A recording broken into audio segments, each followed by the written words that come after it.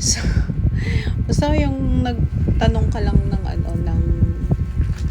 basta nag-ask ka lang ng questions about what do you think about a girl or a woman who is working and is not depending on anyone na financially ganyan.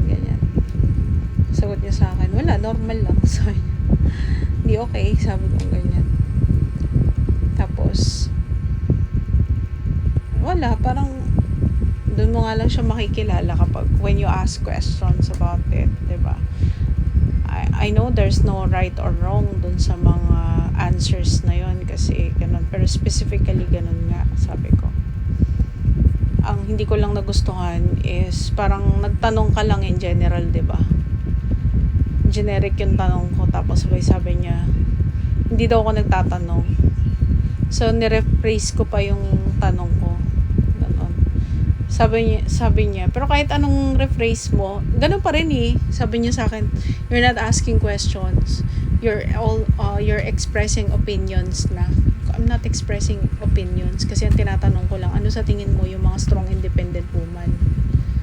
Or, yun nga, inulit ko, sabi ko. Nirephrase ko nga, sabi ko. Ano sa tingin mo yung dun sa mga babae na nagtatrabaho na hindi na umaasa sa iba, sa lalaki, tapos sa ibang tao, ganun, basta siya lang nagtatrabaho, ganyan, tingin mo. Sabi niya, wala, normal lang. Sabi niya, ganun na, di masipag, parang ganun.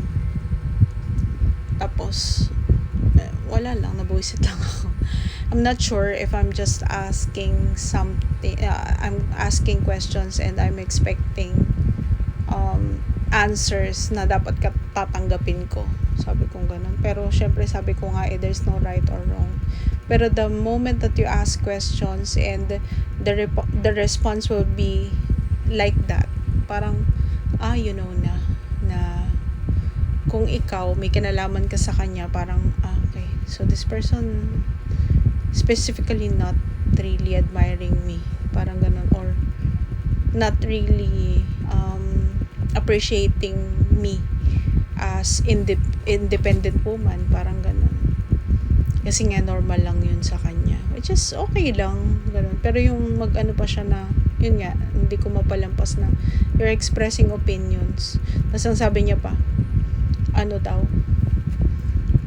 namang porke babae nagtatrabaho, normal lang yun kasi nga ganito sa panahon ngayon, ganyan, hindi na po pwede. So yan yung sabi niya, diba?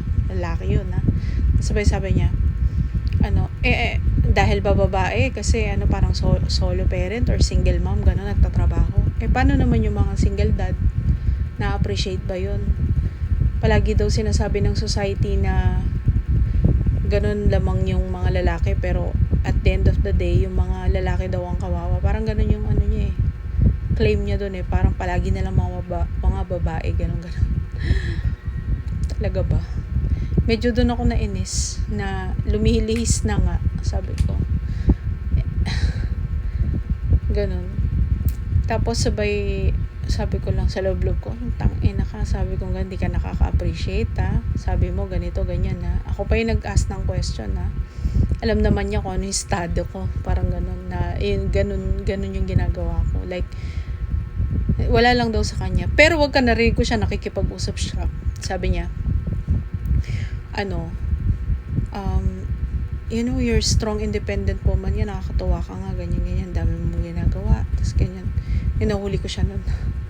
Tapos sabi niya pa, pretty ka naman kumbaga yung appreciation niya kaya niyang express sa iba. Tapos I remember I was grieving last year, tapos I'm trying to find comfort lang, ganun, kasi nga syempre I'm grieving, namatayan ako ng tatay ko that time, ganyan. Alam mo, ano lang narinig ko sa kanya, alam mo, kahit lumuha ka ng bato or kahit mag-iiyak ka dyan, yun talaga yung sinabi niya. Sabi niya, hindi ka makakakuha ng simpatya sa akin kasi nga parang kasalanan ko pa daw kung bakit namatay yung tatay ko. Talaga ba? Doon ako talaga nawala na ako ng gana. Tapos sabi niya, kasi dapat daw meron akong ginagawa. Talaga ba? Sabi ko ganyan. Parang yung tatay mo namatay na wala ka namang ambag, 'di ba? sabi ko gano'n. Pero hindi ko sinabi sa kanya yun, syempre. Kumbaga, na-share niya lang din sa akin na parang wala siyang ambag. Ang gusto niya, yung hindi niya nagawa, gawin ko yun para sa magulang ko. Kahit hindi niya sabihin sa akin yun, alam ko yung ambag ko sa buhay ng pamilya ko, sabi ko ganyan, diba? Hindi ko kailangan patunayan yung sarili ko palagi sa kanya. Alam na alam niya yun sa sarili niya na mas meron akong nagawa kaysa sa kanya. Ang tingin niya kasi sa amin, competition eh.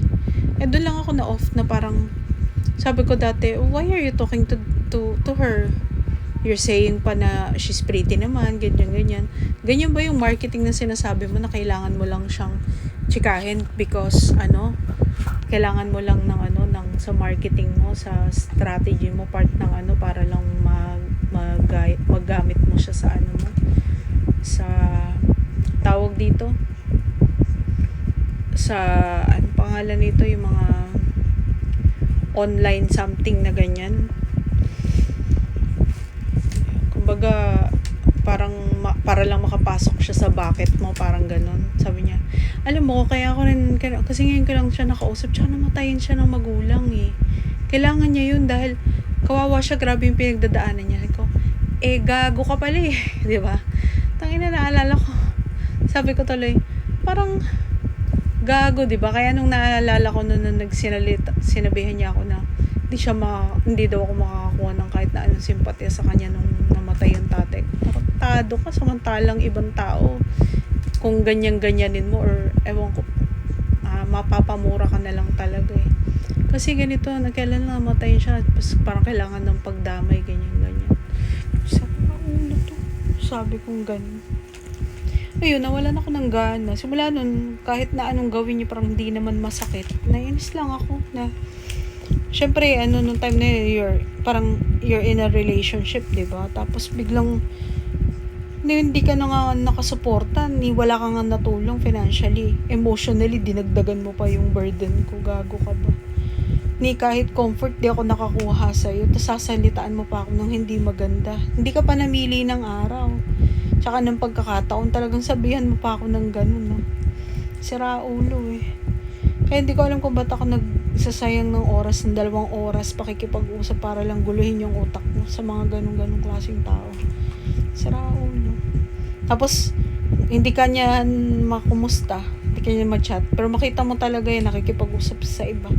Cheater ka na, wala ka nang pangarap sa buhay, ayaw mo pang umalis sa comfort zone mo, wala ka pa, takot ka pa sa risk. Tapos sasabihin niya sa akin, alam mo kasi sinasayang ko daw yung buhay ko, sabi kong ganun. Sabi niya sa akin ganun, kasi daw mas kinugusto ko daw sa employment kaysa ituloy daw yung negosyo ko. Nagtutuloy-tuloy yung negosyo ko hanggang ngayon, sa totoo lang. Ikaw talaga, wala ka talagang nagagawa. Yung frustrations niya, parang ako yung niya, pinagbabayad niya, parang ganun. Yung mga pinapangarap niya na, gusto mong gawin ko, saluhin ko lahat ng mga hindi mo nagawa sa buhay, na sa akin ka magagalit. Ako yung binagbabalingan mo. Sabi niya, ako kasi hindi ko nagawa yung tatay ko, ganyan, kaya dapat ginawa mo ganyan, dapat umuwi ka, ganyan. Sira ulo to, nagtatrabaho ko eh. Tsaka kahit hindi ako umuwi nun araw-araw, mula Pampanga pa uwi, gago ka ba? Sabi kong ganun. Kahit hindi ako umuwi, nagpapadala ako ng pera, hindi ako kagaya mo, wala ka talagang ambag kahit ano. Magbabantay ka na nga lang, kasi mangot ka pa, yamot na yamot pa sa'yo yung pasyente. Hindi ka pa ma-approach kasi ganyan yung ugali mo. Pagkatapos ako pa talaga yung sasabihan mo, kaya hindi ko alam kung ako yung naging tampulan ng frustrations niya sa buhay. Bisa matuwa siya sa achievements ko, parang galit na galit pa siya. Hindi ko alam kung anong tingin niya sa akin, kung partner ba or rival. Ganun yung sabi ko, wala ka na nga naaambag, wala ka na nga natutulong.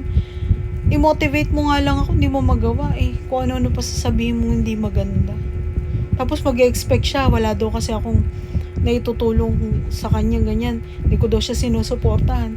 Anong suportang hihingin mo sa akin? Ikaw nga kahit moral support nga, wala nga akong matanggap sa'yo na maayos, puro sumbat, puro kung ano yung pinagsasabi mo. Tapos mahuli mo pa yun siya, kung ano pa, nag-jerk pa siya. Alam mo yung sasagot niya sa'yo, ginagawa ko lang to kasi pag feeling ko wala akong kakampi, wala akong kasama, wala akong maanuhan. Pagka daw hirap na hirap daw siya sa buhay niya. Ano kinalaman nun? Sira